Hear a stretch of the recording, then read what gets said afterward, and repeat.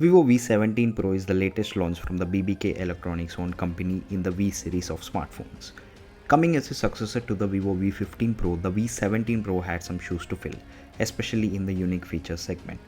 To recall, the V15 Pro was the first smartphone under Rs 30,000 to feature a pop-up selfie camera, and the phone impressed many in the offline segment despite sporting a higher price tag.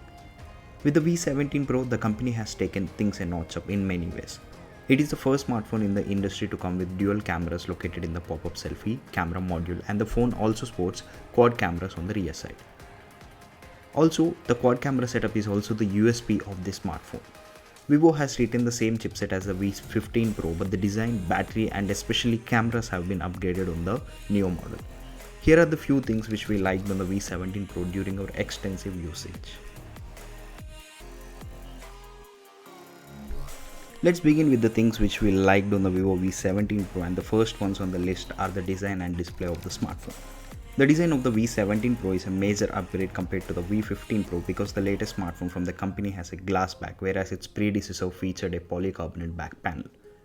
The in-hand feel of the Vivo V17 Pro is much better, and the form factor is also something new because it features the 20:9 aspect ratio. Yes, the V17 Pro has a 6.44-inch Full HD Plus Super AMOLED panel on the front with an aspect ratio of 20:9.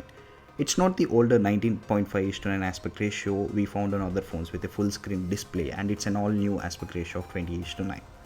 The difference is very minor and some may not even notice it, but we loved the overall form factor of the smartphone.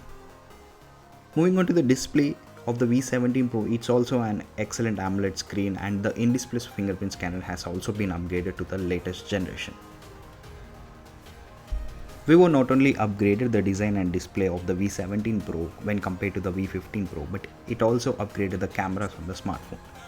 The V17 Pro features a quad camera setup on the back comprising of a primary 48 megapixel Sony IMX586 shooter, 13 megapixel telephoto shooter, 13 megapixel ultra wide angle lens and a 2 megapixel dedicated micro sensor for shooting close-up shots. Firstly, it's good to see Vivo going for a dedicated telephoto lens on the V17 Pro, as most smartphones coming out these days ship with a dedicated depth sensor instead of a telephoto lens. As for the daylight shots, they come out really good with tons of details and accurate colors, and dynamic range is on point as well. Turning on the HDR mode will yield images with even better dynamic range. The phone has a dedicated ultra wide angle and telephoto shooters which serve their purpose as well. The ultra wide angle shooter is a 16 megapixel unit, and it also captures images with a good amount of details. There is also a super macro mode which helps in capturing close-up shots of flowers or any other objects.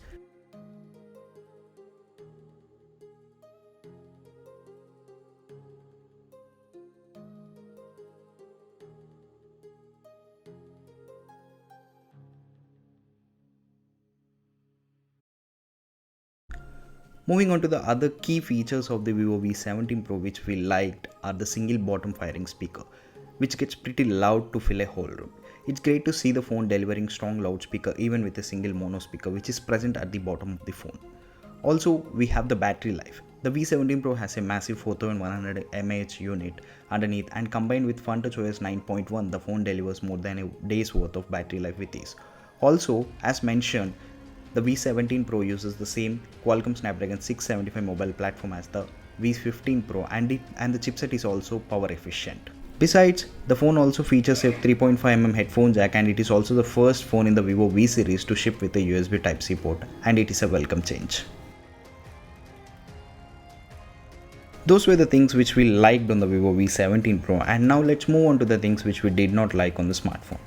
Although the design of the V17 Pro is eye-catchy and the form factor is brilliant, we found out the smartphone weight is not evenly distributed. The V17 Pro weighs 201.8 grams, which is just 20 grams more than the newly launched OnePlus 70. But as mentioned, the weight is not evenly distributed, which makes it very hard to hold for longer durations. Another disappointing thing with the Vivo V17 Pro is its processor. The phone comes powered by the Snapdragon 675 chipset, which is the same one we get on the Vivo V15 Pro as well. It's not a bad chipset at all, but considering the price tag of the smartphone, the company should have at least gone with Snapdragon 730 or 730G chipset. Last thing which we did not like on the V17 Pro is its pricing. The V17 Pro comes in a single variant with 8GB of RAM and 128GB of internal storage, and it is currently retailing for Rs 27,999. The launch price of this V17 Pro was Rs 29,999 and the price has already been reduced by Rs 2,000, which is a good thing.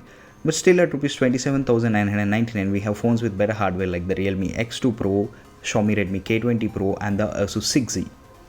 We understand that the Vivo V17 Pro is an offline centered smartphone and the company will sell a lot of units with its marketing strategy.